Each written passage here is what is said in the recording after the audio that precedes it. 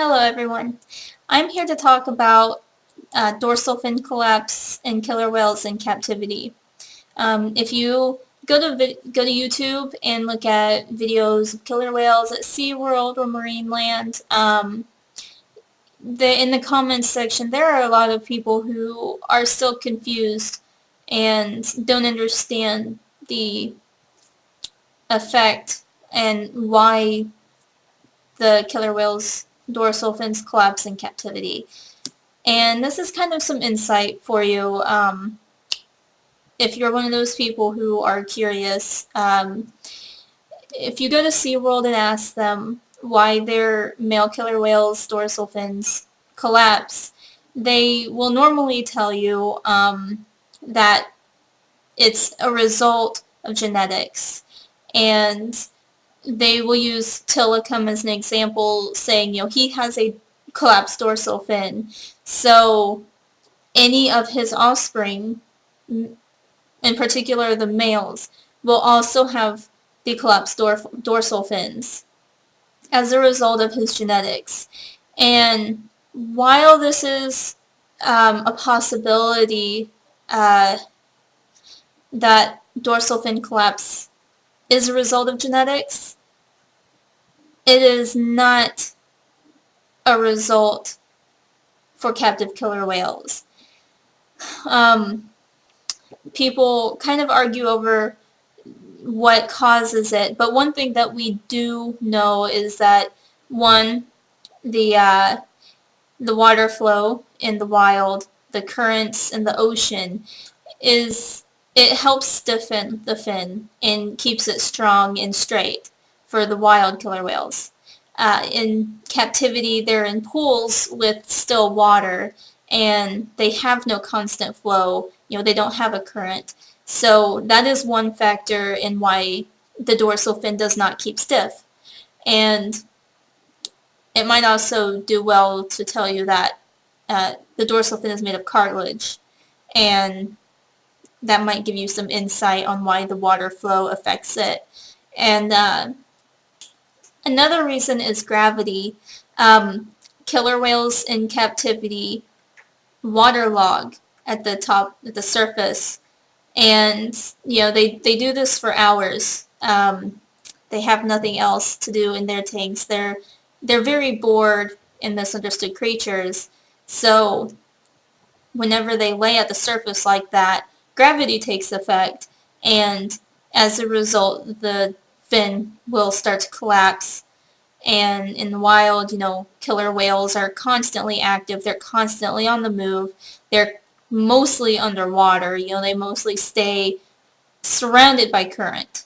And, underwater there's no gravity. So that's also another reason why dorsal fin collapse happens in captivity. The genetics thing, it wouldn't be a bad guess, except that it's already been proven that dorsal fin collapse through genetics is less than 1% of wild killer whales. Like it happens in less than 1% of them. So it's kind of a majorly far-fetched idea, but SeaWorld is going to use it. Another thing is, and this is more speculation, we don't actually know, but a lot of people, and it does make sense, it would make perfect sense if this was the case, but a lot of people say that dorsal fin collapse happens because of lack of exercise. Killer whales in captivity, like I said before, are constantly on the move. They don't slow down for anything. They sleep at night, but other than that, they travel, and they're fit. They have the exercise that a killer whale should have. In captivity, the only time they ever get exercise is during shows, a little bit after shows, or before shows, but most of the time they are bored out of their minds. They swim around in circles in their tanks, and that, it's almost the equivalent of someone going to work every day, and then whenever they get home, they sit on their couch and maybe do some chores. That's not a good life even for a human. We need to get out and we need to exercise, just like they do. They need to exercise, except they are way more dependent on it because in the wild, they need to be moving all the time. Like their survival depends on it. And um, another reason that people argue about is a lack of a good diet. You know, killer whales in captivity eat dead fish, mostly herring, salmon, um, and in the wild, you know, they catch their own fish.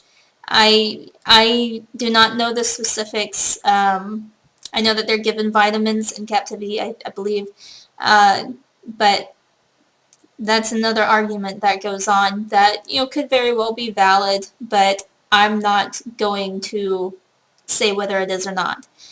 Um, just, you know, if this is something you're interested in, um, you know, get educated. That's all I have to ask is, you know, do some web searches, do some video searches, you know, check out Tim Zimmerman's blog. He is anti-captivity, but he is very informative. He will let you know, what's going on in captivity. He will let you know, like, just the research he's done, he will tell you about it and through his blogs. And it's one of the best things that you can do for yourself to get educated on the subject is check out his blog. Another thing that you can do, go on YouTube. You know, watch videos on YouTube, people explaining certain things about killer whales in captivity versus killer whales in the wild. Watch pro-captivity videos, and then, you know, watch anti-captivity videos. There are very good points to both sides, but it's up to you to decide which side you're going to follow. It's, you know, like I said, good points to both sides. Just put two and two together yourself. Do your own research.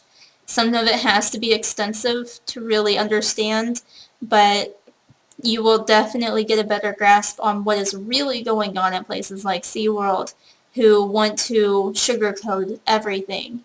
Another thing that you can do is watch the news. While marine parks don't always release incidents on what happens with their whales and dolphins, there is enough that the news shows for a person to kind of understand, hey, this doesn't really seem right.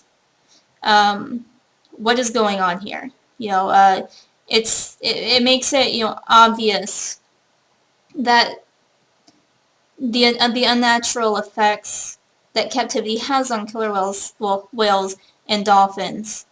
Um, but, you know, all I can say is if you're interested in this subject, if you're interested in getting involved, or, you know, sticking up for one or the other, get educated. Do your research and don't be one-sided. Um, you know, if you listen to a pro-cap video or an anti-cap video, always look at both sides of the argument. You know, don't lean on one side right away. You know, just make sure you're hearing both sides before you make your decision, because it's a very vital decision, and they, you know, what happens with them, their fate completely depends on you.